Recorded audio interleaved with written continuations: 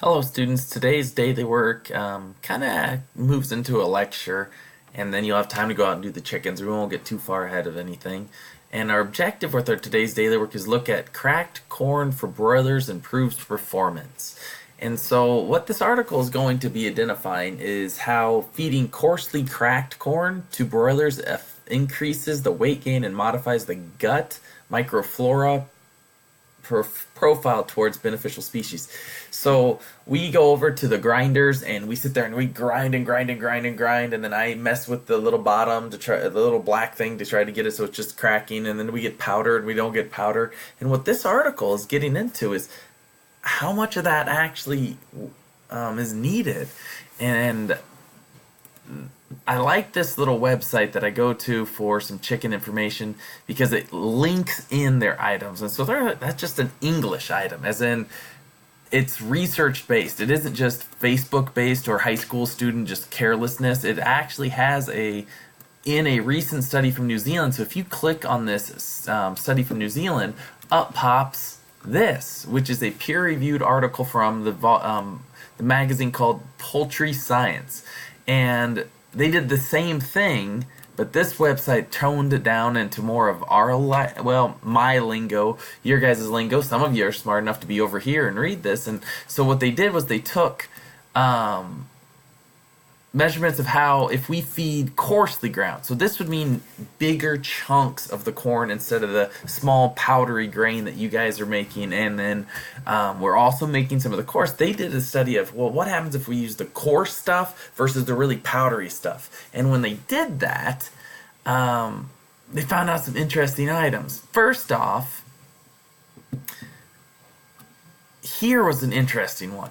The feed per gain increased as more coarseness occurred and increased to 30% and then decreased further with inclusion. So it increased when we were at 30% of the grain being cracked, meaning over here the corn was 15% cracked. So if you took the kernel, how much of the kernel was actually cracked up? Well, 50%.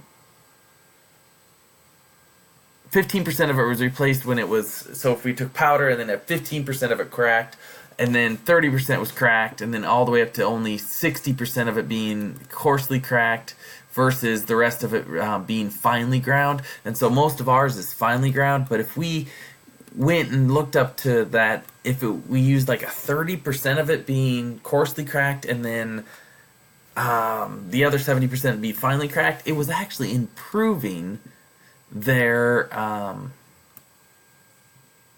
rate of gain. And so that helps a lot, because if you don't have to crack it as much, then you're not spending as much money cracking it. You guys can tell on that feeder when you're grinding it and grinding it and grinding it. If it's really fine and you're making the powder, you're spending a lot of force. Well, force for you is your energy. Force for a grinder mill would be more costs. And so if we can lower the amount of cost, then that can be translated into more money for either the producer or cheaper for the consumer that's eating it. Other things that came into play was this one, where we read this bacteria increase. Now, we went and did a fecal count, fecal float, and checked for coccidia, which would be a non-beneficial. These little bacteria that I have highlighted here are actually beneficial ones. So when we fed a larger, more coarse corn into the feed, it actually increased the good bacteria. So not only did you save a little bit of money by not having to powderize it, you also made the chicken just a little healthier. So if the chicken was a little healthier, then that could produce a faster chicken, or you might not have as many sick chickens, which would also increase money. So today's little 5-minute intro, what we were trying to cover is how we could switch up the diet. And so I'm just having you guys switch Milo versus yellow corn versus white corn versus wheat, but we could also do a switch into that. The variable could just be, well, how much do we crack it? How much do we not crack it? And this study here is that people are doing that. And these could be your careers. You could be the individual at the mill doing the cracking and the mixing. You could be the individual that is taking the measurements to identify that it increased by 30%. You could be the producer that is over here raising these chickens, and the crews there then are wherever you want to go with it.